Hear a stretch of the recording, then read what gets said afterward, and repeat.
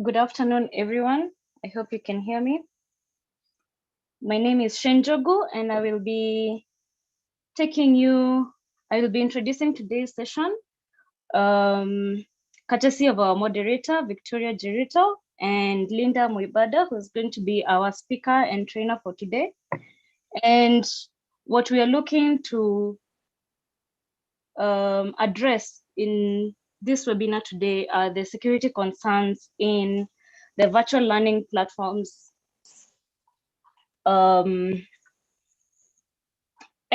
how to best protect ourselves from cyber attacks now that everything is also moving online and we are learning online. I would like to introduce Victoria, who's going to be our moderator for today's session, and she will also introduce our speaker. Victoria, over to you. Good afternoon, everybody. As Shay has mentioned, my name is Victoria Jeruto, and I shall be your moderator in this particular webinar. So first and foremost, welcome to the National Cybersecurity Training Program webinar. And as we are all aware, we are in the Cybersecurity Awareness Month. And today, our very able speaker, Linda Muibanda, shall take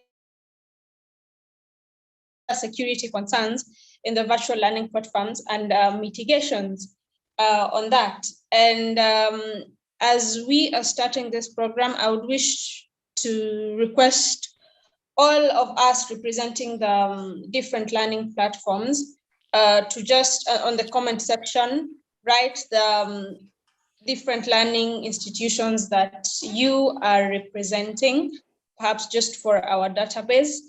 And there are a few ground rules that I would wish we all adhere to. First and foremost, I'd wish for us to all make sure that we have our microphones on mute so that our speaker will not have unnecessary interruptions.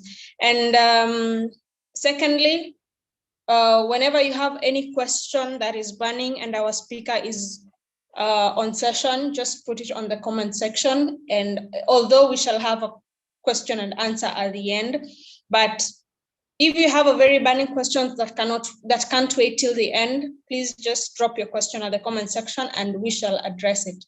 So our speaker today, Linda Muibanda, is very well versed in matters cybersecurity and networking. And yeah, she will take us through. Linda, over to you. Good afternoon, everyone. I believe you can all hear me. Vicky, kindly respond if you can hear me. Yes, Linda, I can hear you audibly. All right, thank you so much. My name is Linda Muibanda, as it has been mentioned. And in today's session, we are going to look at cybersecurity concerns in virtual learning platforms and how we can protect ourselves against those cybersecurity risks that emerge on learning platforms. All right, as Vicky has said, I want this session to be interactive. I will ask you questions and I'll expect answers, just like a teacher. Yes, so I'll expect you to type in your answer, or you can raise your hand and one of our coordinators, or Vicky, the moderator, can let you in so that you can speak your answer. I want it to be interactive. Do not shy away, do not keep anything to yourself. Ask, and there's no stupid question. Ask, or there's no stupid answer. When you feel like responding to something, just respond to it. Even if you are giving a wrong answer, just be bold enough and speak out your answer. Then from there, we can correct you or we can appreciate your answer. All right, straight to the presentation. I'll share my screen with you guys as I continue with my presentation.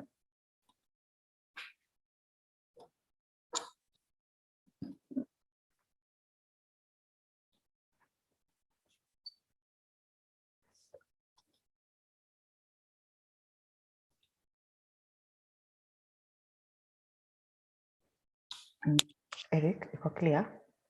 Okay, yeah. I believe you can all see my screen. I'll start by asking, what is virtual learning? And as I've said, actually for this, I'll expect people to give me answers. I believe most of us have been saying, oh, Nasoma online, I'm learning virtually. What is virtual learning?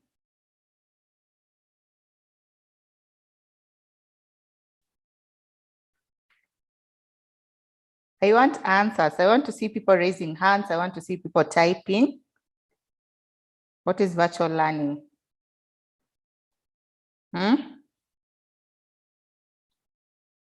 Anyone?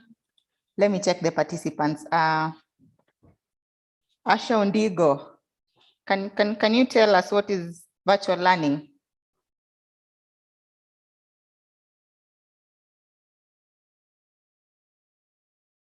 Raya, hakuna mtu anajua virtual learning.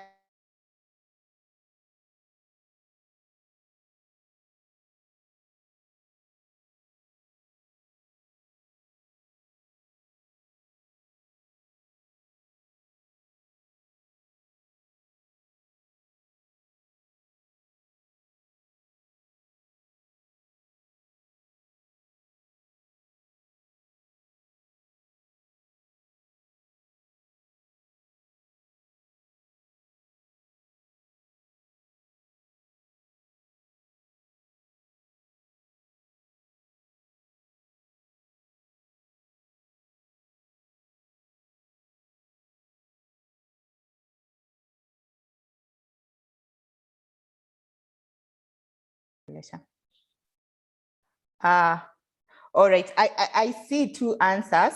We have one from Rono and another one from Wende. Rono has said learning that takes place online. That is very perfect.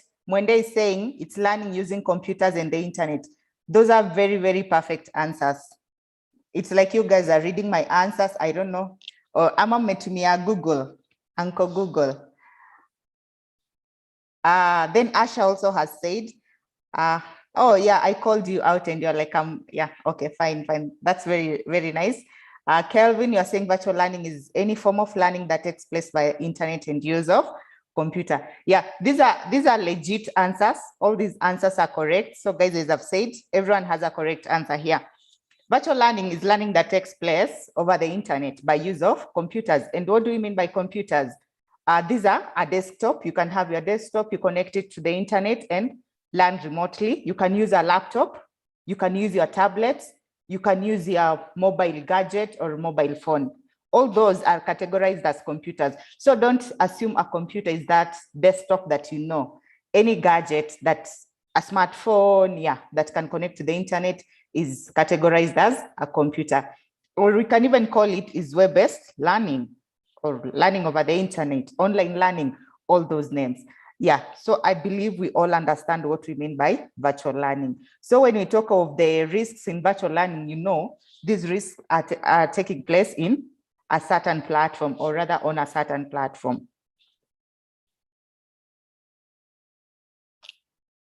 Now I can move next, okay. Now, what are the benefits of virtual learning, right? As I said, I want it to be interactive. So guys, expect you to type in answers before I come in. Before we go to the benefits, examples of virtual learning platforms, right? I believe we have all interacted with these platforms. And now I'll just like you to mention a few. Maybe I can start. We have Zoom. I expect you guys to be typing in. I want to see a lot of chats coming in. Examples of virtual learning platforms. Yeah, we have Moodle from Rono. Yes, that's very perfect. Another one. Yeah, we have Microsoft Teams. You have Google. Yeah, Google Meet. All right.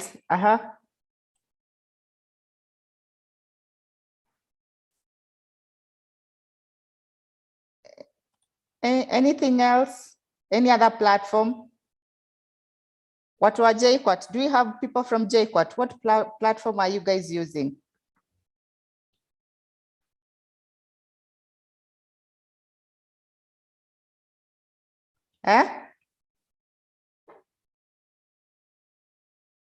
People from JQuats.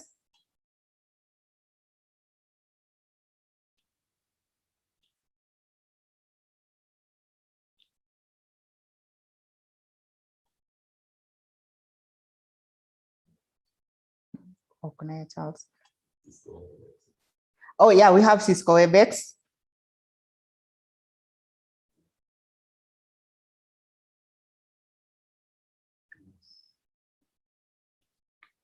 Is that presentation?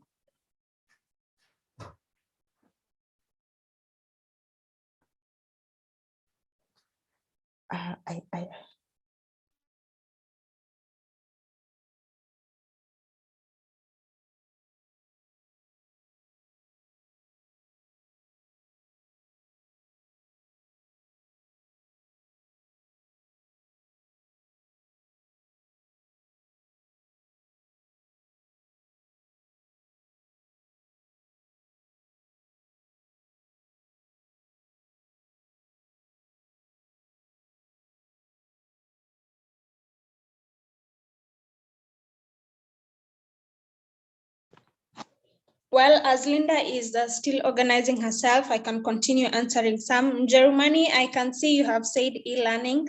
To the best of my knowledge, e-learning is the same as virtual learning. Yeah, okay, I think Linda is back. Linda, over to you.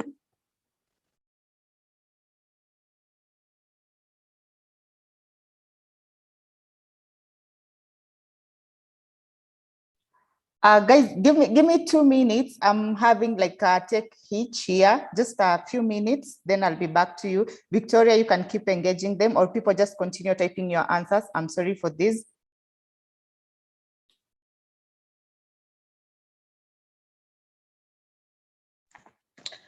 Well, Linda, it's understood. It happens. Okay, so while Linda is on that, guys, I had mentioned earlier that we type in the institutions that we are representing. Well, I can't see any institution, or rather, what institution did you ever attend, so that we can have our database in check. I'm sure we have different institutions on board, so please feel free to type your institution, the one that you're representing. Yes, Mercy Nanjala, you can see from Taita Taveta University, very well noted. Who else? Asha, what institution are you representing? Mwende Jerumani, what institution are you representing? Terry Magoma, Elsie, Rono Nelson, Kevin Lagat, Asha, again. Mwende, very well noted, Strathmore University, thank you very much. And just curious, yes, Asha, Rongo University, Elsie, Dedan Kimathi University. And what learning platforms are you guys using in your various institutions? What learning platforms? Vicky? All right, yes, Linda? Yeah, I'm back. Ah, good, all right, thank you. How about you, Linda? Okay, all right. Continuing with the examples of virtual learning platforms, I have categorized them into 4 categories. We have online learning, and online learning, it takes place on Zoom, Microsoft Teams, and Kenneth, Google Meets, and all those. Those are examples of online learning. And we have MOOCs. Someone mentioned Moodle. Moodle is an example of a MOOC. We have MOOCit, which is an example of a MOOC. I know those who in JQuats, they're using a Moodle platform to learn. So that is an example of a MOOC. We also have learning management systems and school management systems. These ones can be customized or they can be bought. And I believe most of the schools or most of the universities have their own LMS and SMSs. We also have virtual reality is an example of virtual learning. Most people only game using virtual reality, but virtual reality learning does not easily take, or rather I can say it has not like taken taken ground in Kenya, unless we have some maybe high-end universities like USIU. I bet they might be using virtual reality, or maybe private schools like international schools, let's say Breben, they might be using virtual reality. But when you come to our common universities like Kenyatta, I doubt, but okay, I just doubt, but I'm not sure, maybe it's there. So yeah, we virtual reality is also a form of virtual learning, right? And I bet we all know what it means by virtual reality. For example, if you are conducting a lab experiment, you do not need to use real specimens. You can just simulate specimens on your computer and conduct your experiment. Or rather, those people are, let's say, who are taking, let's say, networking. Maybe if you're simulating a network, okay, it's not really a virtual reality, but it's something close to that. You're building a network on a simulator, or you are conducting an experiment on a simulator. So that is what we call virtual reality. And I believe all of us, most of us have interacted with these platforms, and now we know what it means by virtual learning, and we know the examples of virtual learning platforms. Moving on, what are the benefits of learning online? As I said, I still expect answers to be coming in, because most of us have been taking our courses over our mobile phones. And now, what is the advantage of doing that? What is the advantage of learning over the internet? I want to see chats coming in, guys. Yeah, someone has said it's cost saving. Right, it's cost saving. Actually, when you enroll into these universities and you say that you want to do distance learning, that is, you'll be learning virtually, it's cheaper compared to when you go to the class physically. Yeah, it's convenient. Actually, yeah, you don't have to be there physically. You know, you can be working and learn in the evening, or you can, it doesn't require you to be there. You can learn at any time that you want. So it's convenient. Improved technical skills. Yes. So with this, you also appraise your techie skills. You will know how to use a computer. And as we are learning in this session, at the end of it, I know you'll know how to secure yourself on that computer, or while you're doing your online classes. And now your technical skills will have been enhanced, even if you're just someone who is doing a course that does not require you to be techie. Once you do online learning, you are forced to know a bit of computing. I have no need to move physical class. You just learn anywhere. Yeah, it's convenient. It's flexible. Yes. In today's world, it's safe. Yeah, because of Corona, actually. Yeah, it's safe, actually. When you look at the health side of it, it's safe to learn online as compared to going to the class. You know, people are many, and you have a risk of getting infected with coronavirus. Increased inclusivity.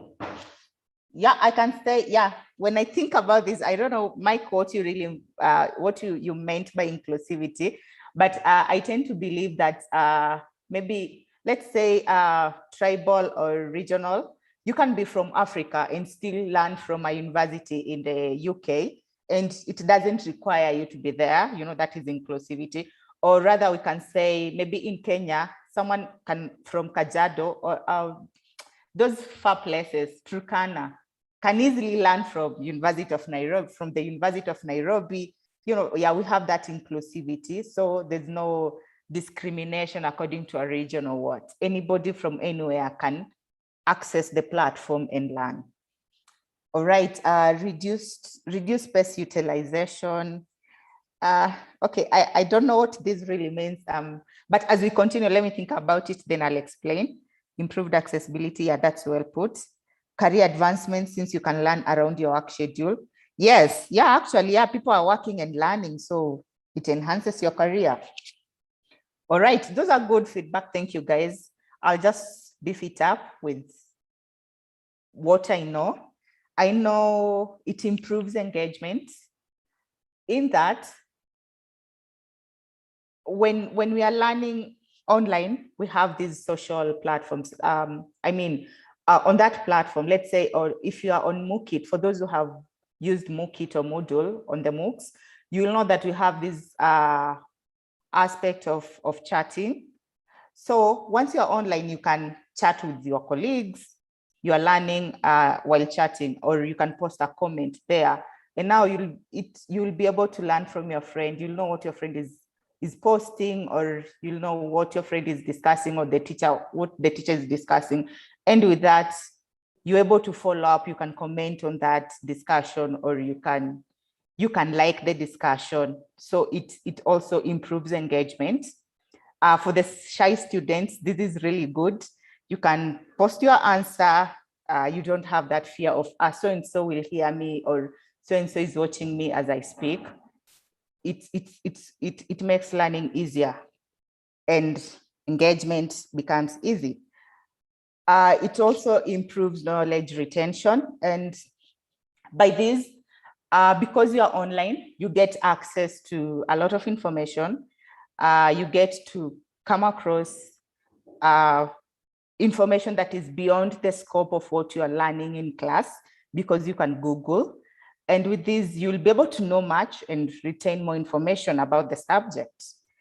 And also it encourages personal learning. Yeah, most of us are used to being pushed so that we learn, but with online learning, you are learning at your own pace, right? So here you've paid your school fees, no one is pushing you, the material is online, you can access it, or we have a class that is going on, and now you have to log into it and learn on your own. And while you're doing this, you need a secure place to do that, or rather a private place where there are no distractions for you to be able to understand what you're learning. So at the end of it, it's boosting personal learning, because some people don't know how to study on their own. They like discussions. That is when you're in school, you want to just go to class, go to discussions, but you do not create time for personal studies. But with online learning, at the end of it all, you'll be forced to study on your own. It also encourages collaboration, as I said earlier. When you're using the LMS or when you're using a MOOC, you're able to post discussions, and you contribute into it, or you can collaborate and complete your assignment. Because even on Zoom, we have discussion rooms, breakout rooms where people can break out and do discussions. Yeah, there you collaborate and perform a certain task, just like in the physical class. Additionally, students can also learn useful life skills through technology. As I said earlier, you do not just get access to specific information, but rather you get access to wider information. While you're online, you tend to now Google and learn more things, life skills. Maybe you can learn how to do your own whatever DIY, maybe to do a DIY painting, DIY art or something, or that, or even cooking. Yeah, so you tend to get life skills through technology. So actually we see that online learning, or rather virtual learning, has a lot of benefits. These are not even enough, but a lot of benefits, which are good for us, for both teachers and for both students. Although sometimes teachers are worried, thinking that virtual learning will take away their jobs, but that's not the reality. It even makes work easier for the teachers. Moving on, now we have looked at what it means by virtual learning. We have looked at specific examples of virtual learning, and we have looked at benefits of virtual learning. And now, what are the risks? You know, despite there being benefits, what are the security risks that come along with virtual learning? So I still want to see answers. Changamkeni, post your answer. What are the security risks? Some of you have experienced these risks and some have not. Yeah, Elsie, yeah. You're saying hacking, yeah. It's a risk, yeah. Possibly, you can be hacked while you are doing your classes, and there are cases of people being hacked. Anything else?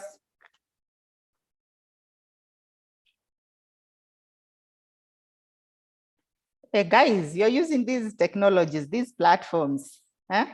Yeah, Zoom bombing. Yes, yeah, thank you, Shay. We have Zoom bombing. Yeah, that's a good one. Moving on. Security risks.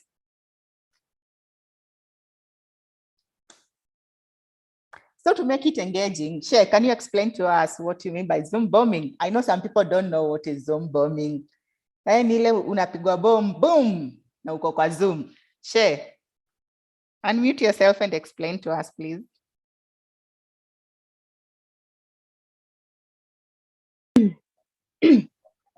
So according to what I understand, what Zoom bombing is people just showing up to your event when they that didn't. Okay, so unwanted or disruptive intrusion, and you'd get by that intrusion, these people will just be coming to intrude during that session, troll the session, maybe post racist or obscene stuff, and so on and so forth.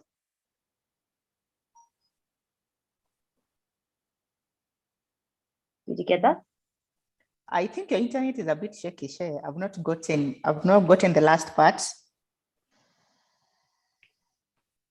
So what I'm saying is, it's basically unwanted intrusion, where you have external parties joining the event just to take over the event, and they could be posting obscene or racist stuff. Yeah. But actually, that's what it means by Zoom bombing. Is when you are holding a session, let's say like this session, then I'll call them unwanted persons, or people just come in and take over the session. And now, like when I'm sharing my screen, someone else will come in who is not authorized and take over and share their screen, or and that screen will be having some maybe vulgar messages or some racist messages. Yeah. Basically, that's Zoom bombing. Someone interrupting a Zoom session. Someone who is not authorized to access that session, interrupting that session. All right. Okay, I've repeated myself so many times. There's another one, which is saying exposure of critical data and vandalism of public information services. Exactly. Exposure of your private information is also a risk. When you're online, your information can be hacked and exposed. And your private information as a student, let's say, or as a school, these will be school records, financial records, students' records, and exam results. And there are some students with health issues, and when you're joining, you are told to bring your health certificate or health assessment form. And now, just imagine your health situation is being exposed out there. It's not really good, right? We have DDoS, denial of attack or denial of service. Yeah, one day you can wake up and try to log in into your system and you're being told you can't. Maybe the system is down. You're not able to log into your system. You're not able to continue with normal learning. Yeah, that's one of the risks. Impersonation, yes. When someone can pretend to be who they are not. And now when they pretend they're stealing your information, they're stealing your records, and they might use it in a bad way. Risk of fake login pages. Yeah. I don't know what you really mean by that, but fake login pages. Oh yeah, maybe that is phishing attacks. Yes. Yeah, you get in you receive a login page, a page which is not legit. It will be redirecting you to another site, where now those malicious people will be collecting information about you. And you'll find that page is asking you, enter your registration number, enter your full names, enter whatever and whatever, and they'll be collecting information about you. Yeah, that's correct. Basically, it's phishing. All right. Okay, I'll just beef up what you guys have contributed. With virtual learning, we have a risk of remote access. What do I mean by remote access, and how is it a risk? Yes, it's a remote access is where we do not go there physically. We do not connect to the school or to our teacher or to the fellow students physically, but we are doing this remotely. And with that, there's a risk. People can hacking into that. Zoom bombing can take place. Impersonation can take place. Sensitive information can be exposed, right? Then we have to exposure or access to sensitive data by unauthorized people. Our information can be exposed out there, or unauthorized people can easily get access to our information, which they do not need to get access to it. We have issues like malware. In malware, we have spyware. Hackers can spy on us and know our information. We have viruses. You just wake up and you're not able to access your document because they've been corrupted by a virus. We have ransomware. Your information, or rather your data, is held ransom, or your system is held ransom, just like in the physical scenario where you hold someone ransom and you demand for payment. So if you are learning online, your system can also be held ransom, or your information can also be held ransom, and you will not be able to log into it to learn. It will interrupt learning. We also have social engineering and phishing attacks, as we have discussed earlier. Yeah, people pretend to be nice to you, but at the end of it, they're seeking some information from you. They just want to get information from you and use it against you. Phishing, we have, as Mwende said, those fake login pages where people will just come to fish for information. Yeah, look for information. All right, those are the major risks. And I bet we have come across all these risks, or rather some of the risks. Kwanza, risk, I bet most of us have come across it,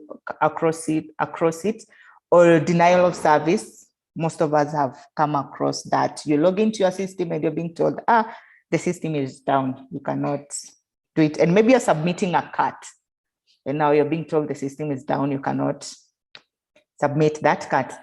We also have some common security mistakes that take place over virtual learning platforms. You as a user, you just make mistakes. Human is to error, no one is perfect. And some of these mistakes are like weak security controls. Just as a person, you do not secure your system with strong passwords or two-factor authentication. You just have those default logins. Admin, yeah, when let's say your server came, your server or router, it came with the default credentials, login credentials. So admin, you also have admin. Or even on your Zoom session, you have not secured it with the password. Those intruders can easily get into the session and bomb your session or disrupt your learning. Another common mistake that we make is limited IT personnel, especially in schools. I don't think whether even our secondary schools, most of them have IT departments, or even the universities. When you go to the IT department, you realize that there are only a few staff who cannot oversee everything in the entire university. And you realize that even budgeting is not done to support IT activities in the school. So that is one of a common mistakes that we make. Then we have human error. As a person, you just know, you are very much aware of phishing, but you will still click on those links. You will still forget your password. You'll still give your information. You'll still be prone to social engineering attacks, just some carelessness, because we are humans. It's allowed. Yeah. So now moving on, I'll give some case studies of virtual learning attacks. Most of you are even doubting, has Zoom bombing ever taken place in Kenya? Or yeah, it has. Zoom bombing has taken place in Kenya. Or has ransomware ever taken place? Yes, these attacks have taken place. And I'll just share with you, some have been reported they are online. Some are online cases, and some cases are not even reported, or some cases are not put online. So do not assume anything. This thing is very serious, and these attacks actually do take place. So as we start, I'll share the first attack. Actually, it was a Zoom bomb attack that took place at Breban School, which is a Kenyan school. Eric, can you see my current screen? Yes. Yeah, actually, this was an attack that took place at Breban School. It's only that it's documented, but it's not the only attack that took place in Kenya. A lot of Zoom bombing attacks took place in Kenya during your time of COVID, when people were going to were using online as an option of learning, were using the internet to learn. As you can see, these are messages from the parents. The parents were just testifying. Their children have told them that, yeah, someone hacked into the site and filled into our class and filled it with pornography. Yeah, this actually took place. And as a result, Breban suspended online learning. They say they will not, learning will not take place on Zoom.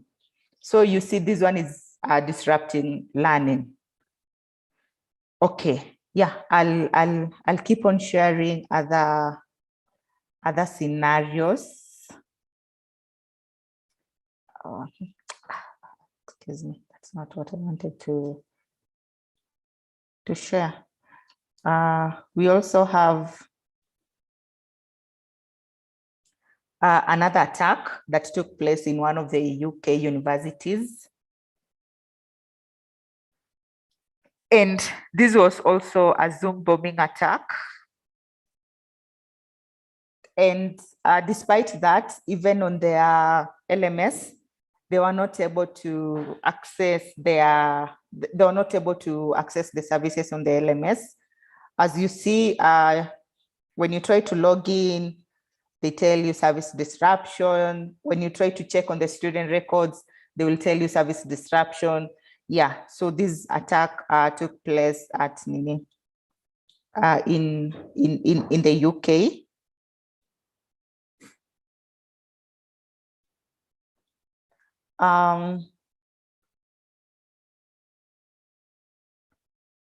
There's also another attack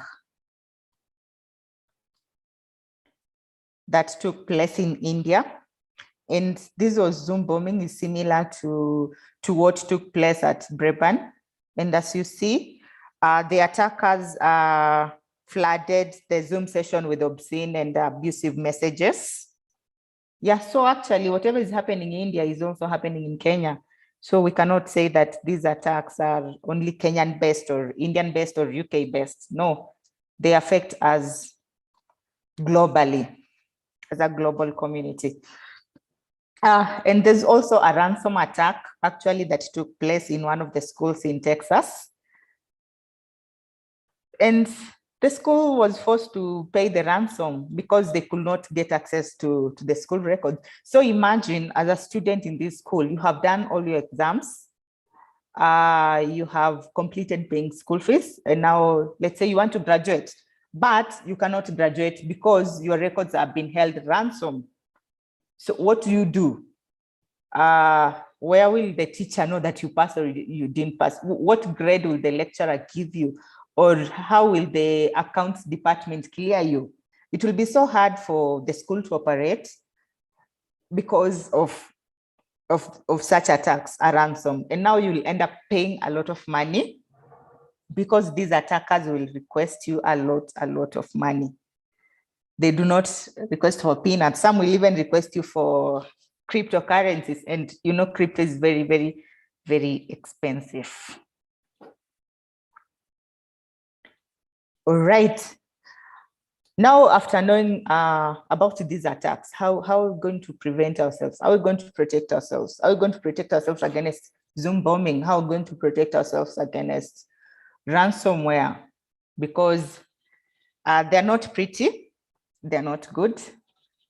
I know some of you have ideas, so I still expect to see in chats How are we going to safeguard ourselves against Zoom bombing? And some things I've even been mentioning them. Guys, I expect your response. Type in your answers. How do you, or what are you doing currently? What have you done to protect yourself? Don't tell me that you've just left your machine or your system just like that. What have you done? You guys are not doing anything. Hakuna kitu mnafanya. Ama mnaogopa. You guys are shy. Yes, Rose Gatere, use of strong passwords. Yes, that's a very, very, very, very good answer. Yeah, you have to use password. Yeah, then antivirus and spyware. Yes, you can. Yeah, you can use those anti-malware to protect yourself from the virus, from the spyware, and from the ransom.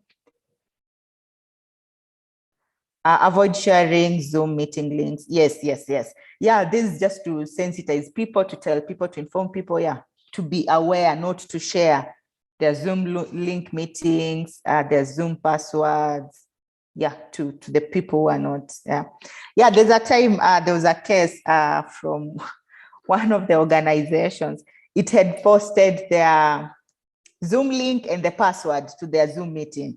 And it was a critical organization in Kenya. So imagine your teacher is posting, or your lecturer rather is posting a Zoom link, a Zoom link and a password to one of your lectures, the lecture sessions. So it will be easy for the hackers to come and bomb the session. Any other response? Yes, multi-factor authentication. Yeah, that's correct. Employee data backup plan. Yes, correct. Yeah, that's a very good response. Yeah, in case you have a ransomware attack, you do not have to pay off the hackers. You just back up you just recall your, you just get your backed up data and run the system as usual. So there won't be lapse in your learning session, or you'll not go losses of being forced to pay the attackers. All right. And guys, there's a poll that is taking place. Kindly participate. Two-factor authentication. Yes. Edmond. Yeah, Edmond, that has been already said, and thank you for that feedback. Anyone else? Yes, avoid clicking unnecessary pop-up links, and yeah, just be cyber smart, be cyber aware. Do not click on unnecessary links. Yes. All right, there's a poll going on, guys. So to beef it up, the best thing you can do is to deploy a virtual network that is a VPN. When you're learning online, as a school, yeah, I know we are addressing students, but you can request your school to give you the credentials to the VPN so that you access the sessions, the lecture sessions over a VPN, or you can access the school system over the VPN. With that, you are secured.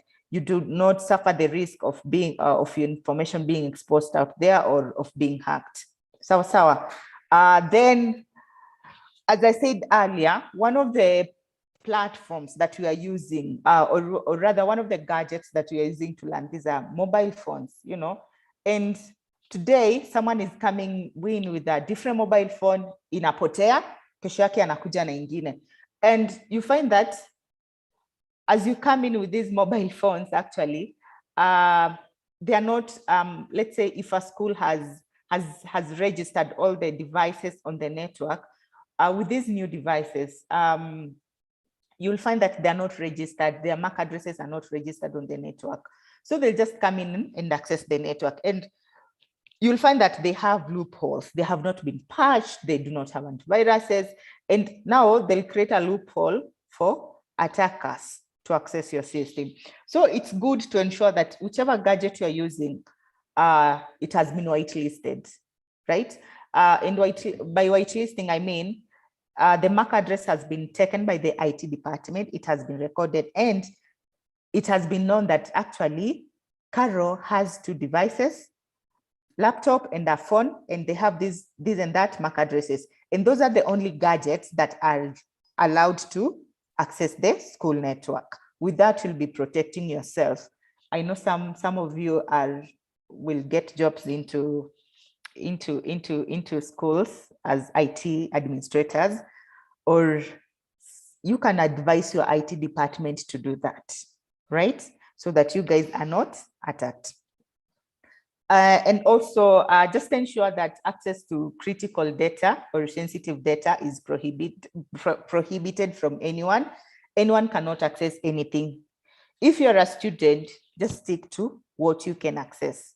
If you're a teacher, stick to what you can access. Do not allow you as a student to, like, I mean, the system should be configured in such a manner that as a student, you do not access what the teachers can access, or as a student, you cannot access the admin records, the HR records.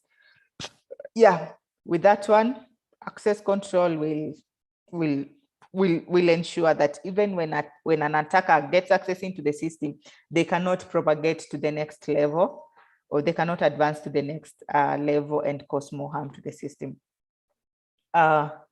And also ensure that your device is secured before you connect it to the internet. That is, protect your device with an antivirus. Install an antivirus. Even if it's a mobile phone, we have antivirus for mobile phones, for computers, and some of them are free antiviruses. So just install your antivirus, patch up your system. When there's a patch up, or rather update your system regularly. That is your computer and your mobile device. Protect it with a password. And last week we were looking at passwords, how to create a secure password, a strong password. So ensure that your device, your gadget is protected by a password. Another thing, use awareness. After this session, go spread the gospel. Inform people about the dangers that are on the virtual space. Inform people about it, and train them, or rather just make them aware of how they can protect themselves, because these protection measures are very simple things and they will save you a lot. So be an ambassador of cybersecurity. Whatever you have learned here, do not keep it to yourself. Go out there, spread it to your family. Hata kama ni katoto kadogo, spread it to your family, spread it to your parents, to your friends, even at church. Just preach the gospel of cybersecurity. Yeah, as I said earlier, protecting your gadgets using mobile antiviruses. And these antiviruses, actually, they'll protect you against a lot of things: spywares, viruses, ransomwares, keyloggers. Yeah, just ensure you have an antivirus. Then also, this goes maybe general to a school, like generally, the IT department of a school should have cybersecurity policies. And as a person, as a student, ensure that you stick on those cybersecurity policies, you adhere to them. If they said you can only have 2 gadgets to access your school network, stop coming with 3 or 4 gadgets. If there's a VPN, just ensure that you access your school network via a VPN. Just adhere to the rules. If there's a policy, do not click on malicious links. If you see an attack, if you see anything fishy, report it. Just follow those rules. And as you're protecting yourself, you're protecting the community at large. All right, do not be selfish, or do not be ignorant with this knowledge. Do not be selfish with this knowledge. Share it with people and practice it. Isikuwe tu inaingililia huku, inatokea huku. Keep on practicing it. All right, guys. I believe that's enough. So we have like 10 minutes. If you have a question, if you need any clarification, if you have any contribution, now this is your time to shine. Do not be afraid of anything. Just just post your views. If you have a question, if you need any clarification, I'm here, and I have Victoria, I have Eric, I have Shay, will respond to you.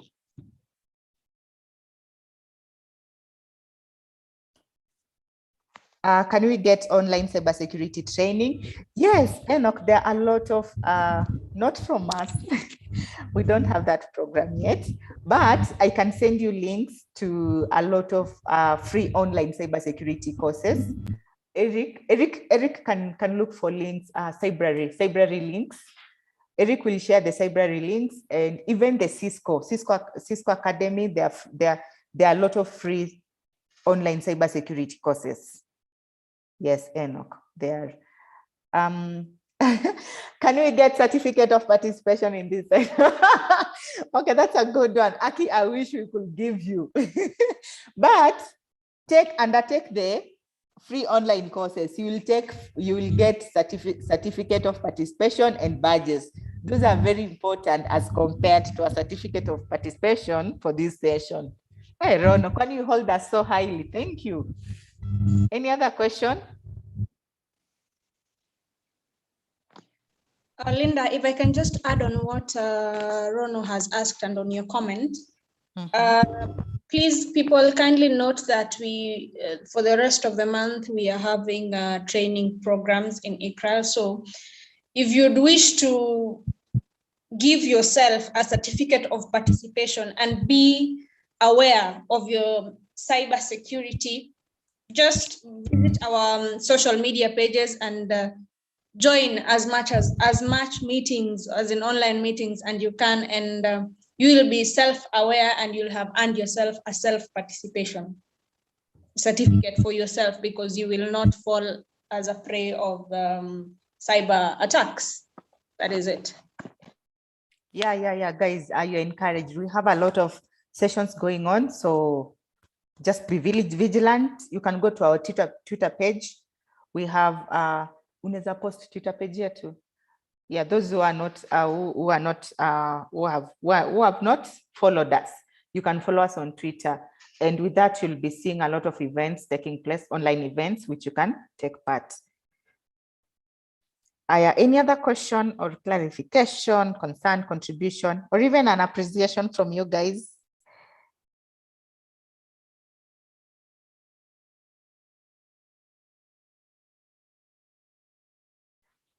Okay, yeah, all right. My boss is telling me that we can actually organize for a basic online training. Yeah, we can organize that. So yeah, thank you for that, boss. Thank you for that, sir. So Rono, since you are interested, or whoever is interested, you can send your letter of intent to intent or interest, expression of interest, to our email address. Eric will still share our email address in the chat. So guys, look out for the chats so that you can get an email address. And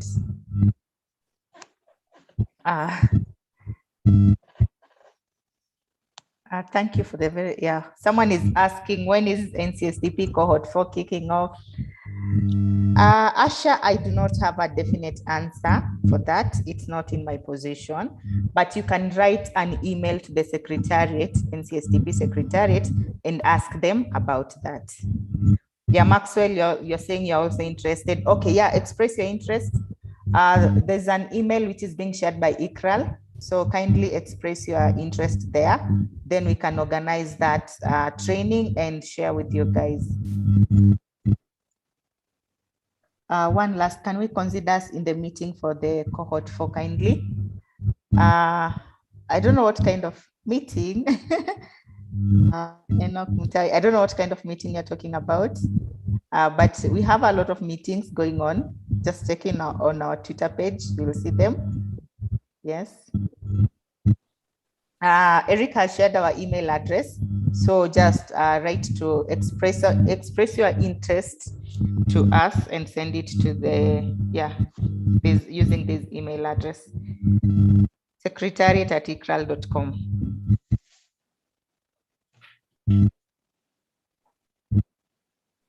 How should we title the email? Aki Maxwell, wewe sasa hii ni swali gani unauliza? Expression of interest for a basic cybersecurity course. I believe that's well answered, Maxwell.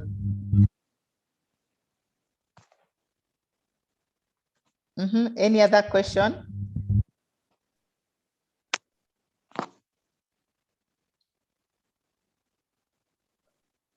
We have like 3 minutes to end the session.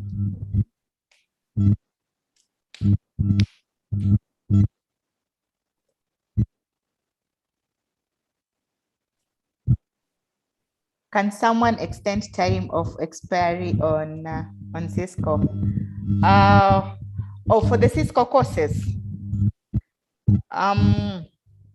You know those courses, the way they are designed, they know that a course will take, let's say, 3 months, and now Cisco will give you 3 months.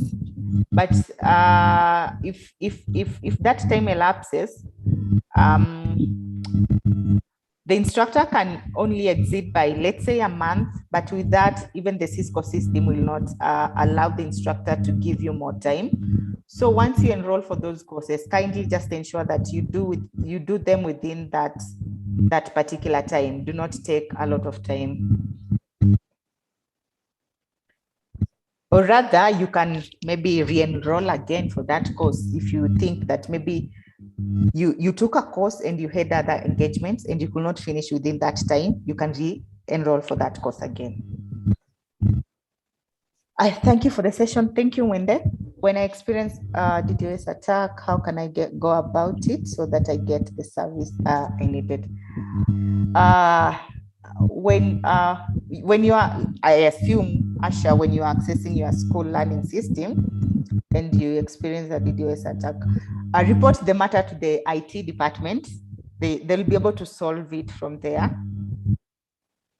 If they have a backup, they can just roll up the backup system and continue with normal operations. But you can talk to them, and maybe they know what was the cause of the DDoS, or yeah. Zingine tu maybe tu ni malware, and they can just run an antivirus, clean the system, and you'll be back to normal. Yeah, thank you for the session. Yeah, guys, we appreciate your positive feedback. Thank you so much. It was nice having you. Victoria, kindly take up. All right. Thank you, Linda. Thank you. That was a very interactive session. Thank you very much.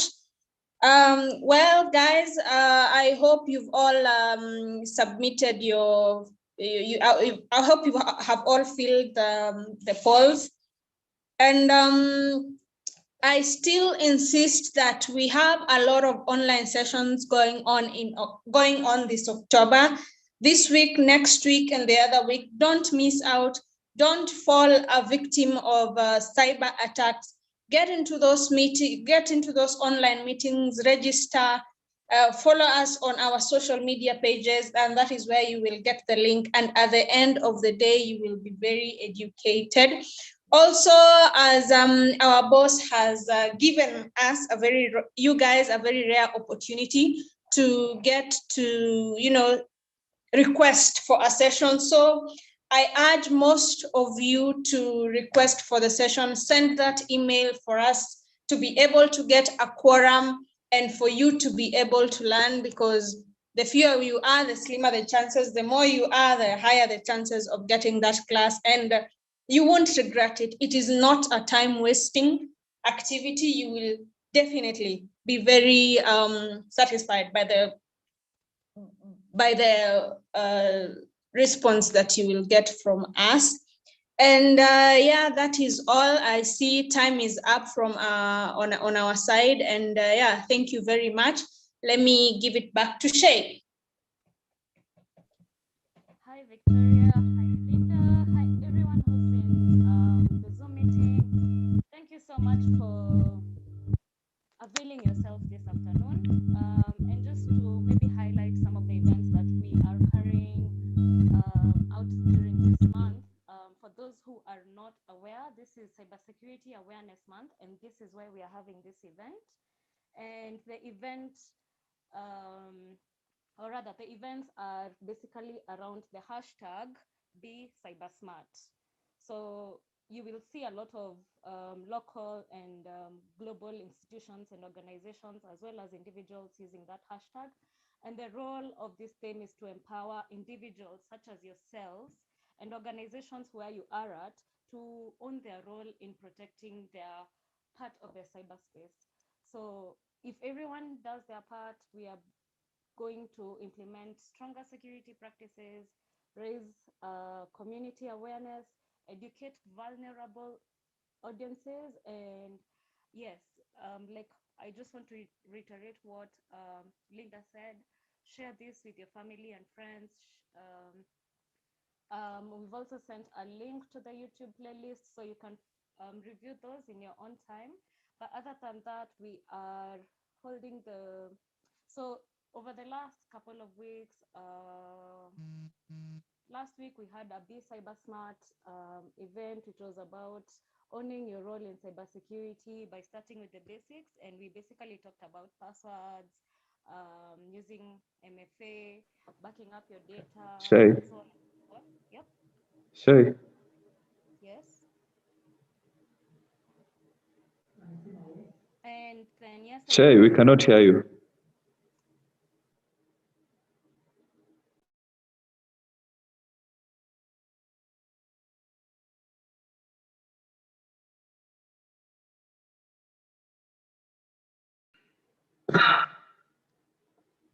Shay.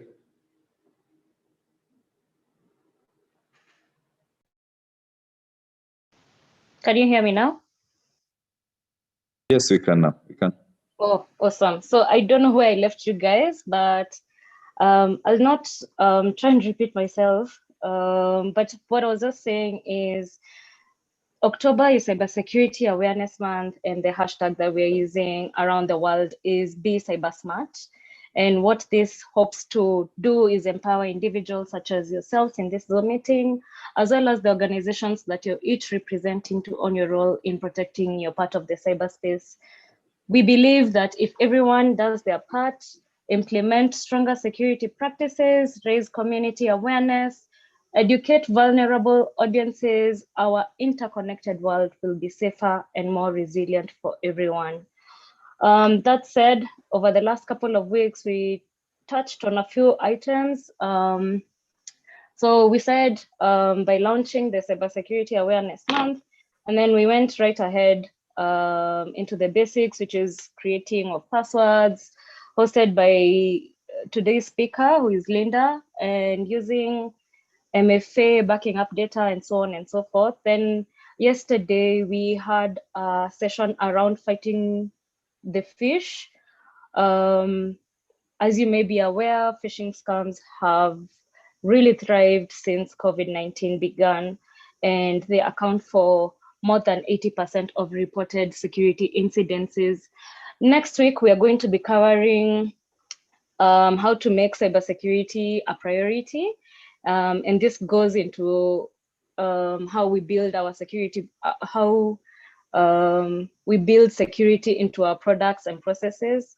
Also in the purchase, when purchasing devices or online products, and so on and so forth. And then on the last week is very packed with events. For those of you, honestly, these guys, I'm stealing for you guys. If you haven't applied to be part of the mentorship program, do it now, like now. They're going to be having a mentorship clinic that is on Tuesday. And then on the Wednesday, we're going to have a session about mental health, and we'll crown it with a fireside chat towards the end of the week. We also have events, communities and partners who are coming in. So like today we have SheHacks hosting the Hackfest 2021, and we have the mentorship lead, that is CK and Malusi, as participating. So you can join that session 7 p.m. today, and they're doing that also for the better part of October. Also, we have Cyber in Africa. They're going to be having a workforce summit during that last week.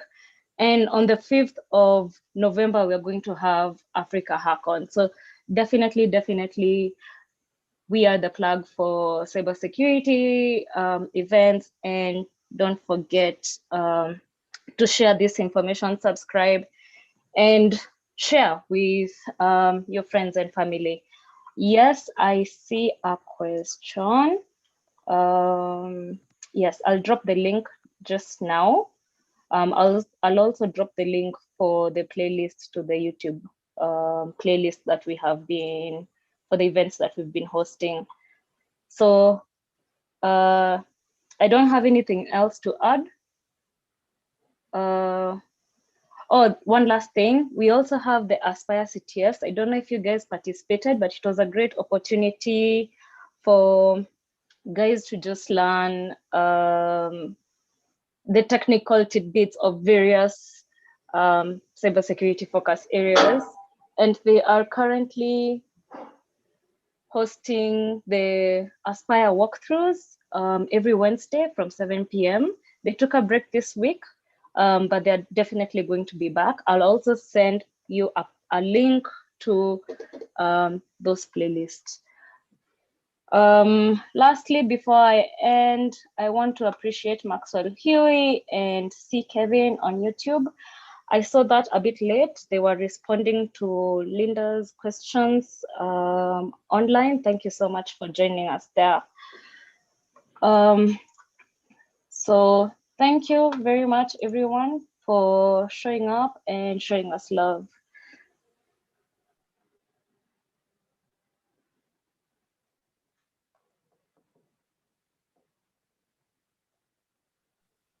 Thank you very much, Shay. So I wish to ask everyone to please follow the links and register for the link, register on the links that Shay will share, and make sure you do that before you leave the meeting.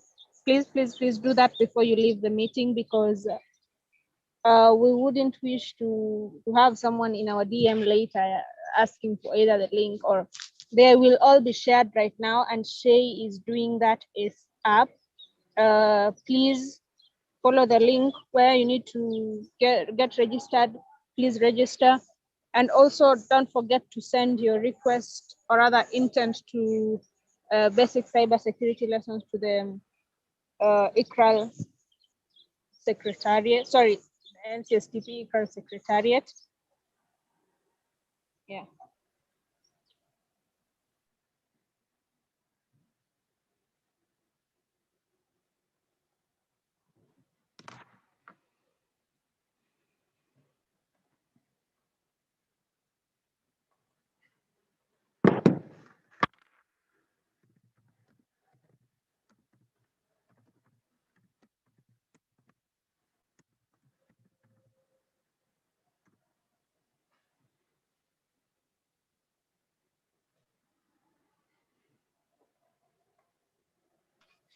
All right, having done that, having registered and copied the links, you may now leave the meeting at your own pleasure. And once again, thank you very much for your time.